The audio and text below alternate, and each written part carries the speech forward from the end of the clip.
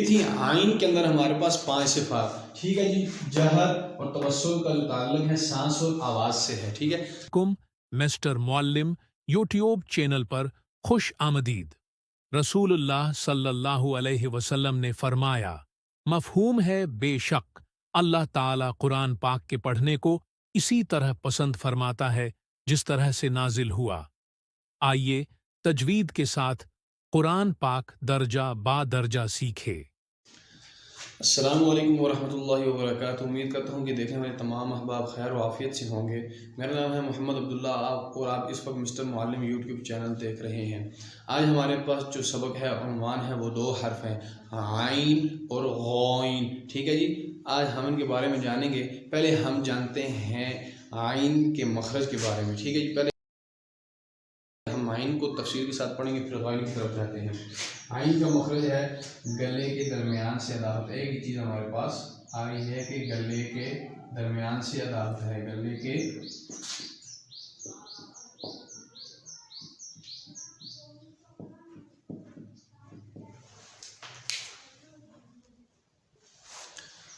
اور ہم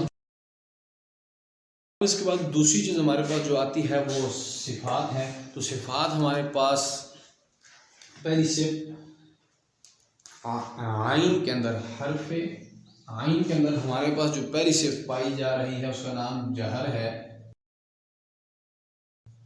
جس کے لفظی معنی بلند آواز کے پڑھے تھے، ٹھیک ہے جی۔ پہلی صفت ہمارے پاس جہر ہے جس کے لفظی معنی بلند آواز کے پڑھے تھے۔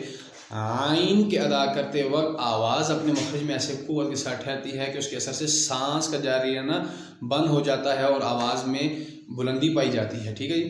عین عین۔ دوسری صفت ہمارے پاس جو آ رہی ہے وہ ہے توسط۔ اب ہمارے پاس نہ رخوت آ رہی ہے نہ ہی شدت آ رہی ہے، تو دوسری صفت ہمارے پاس توسط آ رہی ہے۔ توسط کا یہ کہ اس کے اصطلاحی معنی نہ پوری طرح سانس جاری رہتا ہے نہ پوری طرح بند ہوتا ہے بلکہ درمیانی حالت میں رہتا ہے۔ عین عین، ٹھیک ہے جی۔ اور تیسری صفت ہمارے پاس جو عین کے اندر آ رہی ہے وہ ہے استفال۔ اس کے بعد تیسری صفت ہمارے پاس جو آ رہی ہے اس کا نام ہے استفال۔ استفال کے لفظ معنی پستی کے ہیں اور اصطلاحی معنی عین کے ادا کرتے وقت زبان کی جڑ اوپر کے تالو کی طرف نہیں اٹھتی بلکہ نیچے ہی رہتی ہے، جس کی وجہ سے یہ حرف باریک رہتا ہے۔ عین عین، یہ حرف باریک ہے۔ اب مور لگانے کے لیے ہم انفتاح کو بلا لیتے ہیں، تو انفتاح کے معنی ہم نے پڑھے تھے جدا ہونے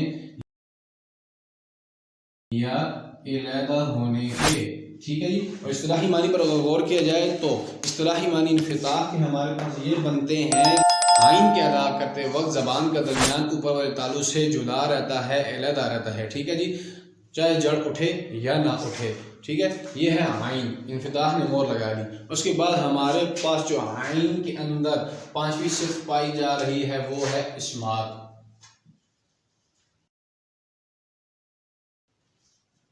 اسمات ہمیں یہ بتا رہی ہے کہ مضبوطی اور جماؤ بھی رکھنا ہے اپنے مخرج کے اندر، ٹھیک ہے جی۔ اپنے مخرج کے اندر مضبوطی رکھنی ہے، جماؤ رکھنا ہے، ٹھیک ہے۔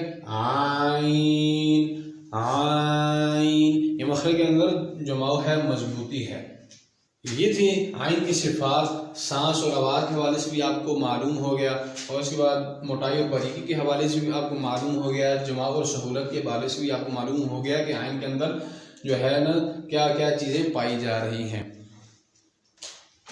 یہ تھی عین کی تفصیلات۔ اب عین کی تفصیلات کے بعد ہم چلتے ہیں غین کی طرف۔ تو غین ہمارے پاس، غین میں بھی ہمارے پاس پہلی چیز ہمارے پاس مخرج ہے اور دوسری چیز صفات ہے، ٹھیک ہے جی۔ مخرج عین کے غین کا مخرج یہ ہے کہ گلے کا وہ حصہ جو منہ کے قریب ہے، منہ کے قریب ہے، اس سے غین ادا ہوتا ہے، یعنی کہ یہ والا حصہ گلے کا، یہ والا حصہ جس سے غین ادا ہوتا ہے، غین غین، ٹھیک ہے جی۔ یہ ہے غین کا مخرج۔ اب صفات کی طرف چلتے ہیں، تو صفات کے اندر غائن کے اندر ہمارے پاس پہلی صفت جہر ہے۔ جہر کے لفظی معنی بلند آواز کے ہیں، اور اصطلاحی معنی یہ ہے کہ اصطلاحی معنی غائن کے ادا کرتے وقت آواز اپنے مخرج میں ایسی قوت کے ساتھ ٹھہرتی ہے کہ اس کے اثر سے سانس بند ہو جاتا ہے اور آواز میں بلندی پائی جاتی ہے۔ غائن غائن۔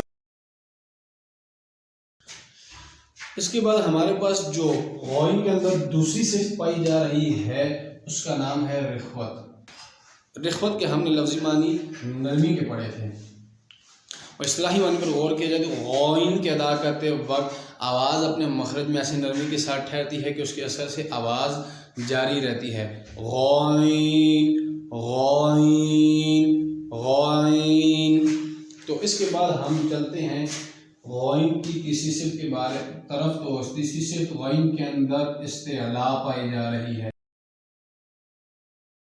اب اس کے بعد ہمارے پاس جو صفت پائی جا رہی ہے اس کو دیکھ کر آپ حیران ہو جائیں گے، اس کو آپ کو دیکھ کر ہو سکتا ہے آپ کو ذرا سی پریشانی بھی ہو، سوال بھی آپ کے ذہن میں آ جائیں۔ تو ہم پہلے استعلاء کو دیکھتے ہیں، بلندی کے ہیں۔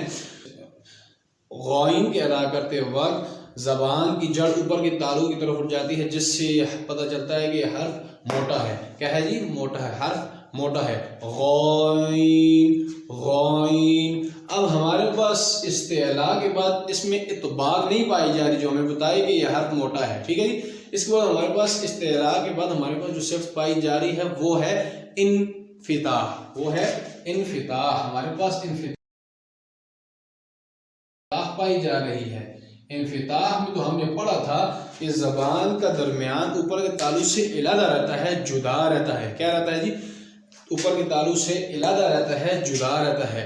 اب میں نے آپ کو جب انفتاح کی تعریف بتائی تھی، اصطلاحی معنی بتایا تھا، اس میں ایک بات آپ کے ذہن میں نے بٹھائی تھی، چاہے جڑ اٹھے یا نہ اٹھے۔ اب تعلق آ گیا ہے غائن کے ساتھ۔ اب اس میں یہ ہے کہ چاہے جڑ اٹھے یا نہ اٹھے، اب تعلق غائن کا ہے، ٹھیک ہے جی۔ اس کا مطلب یہ ہے کہ استعلاء نے تو بتایا غائن جو ہے موٹا ہے، لیکن انفتاح میں تو ہمیں یہ بتایا جا رہا ہے کہ زبان کا جو درمیان ہے وہ اوپر کے تالو سے علیحدہ رہتا ہے، جدا رہتا ہے۔ تو جدا رہتا ہے تو یہ پھر باریکی کی صفت نہیں ہے، بلکہ یہ اس میں استعلاء حرف مستعلیہ ہونے کی وجہ سے غائن پر ہی رہے گا، کیونکہ اس کی صفت ہے موٹا ہونا، کیونکہ یہ حرف موٹا ہے، ٹھیک ہے جی، باریک نہیں ہے، کیونکہ پہلے ہمارے پاس استعلاء پائی جا رہی ہے، ٹھیک ہے۔ انفتاح میں ہمارے پاس علیحدہ ہونے، جدا ہونے کا جو تعریف بتائی گئی ہے وہ صرف اور صرف باقی حرفوں کے لیے جو میں نے آپ کو بتائے تھے، ٹھیک ہے جی۔ چاہے جڑ اٹھے یا نہ اٹھے، وہ تعلق غائن کے ساتھ ہے۔ یہ تھے ہمارے پاس غائن کی 4 صفات، اور ہمارے پاس 5ویں صفت غائن کے اندر جو پائی جا رہی ہے اس کا نام ہے اسمات۔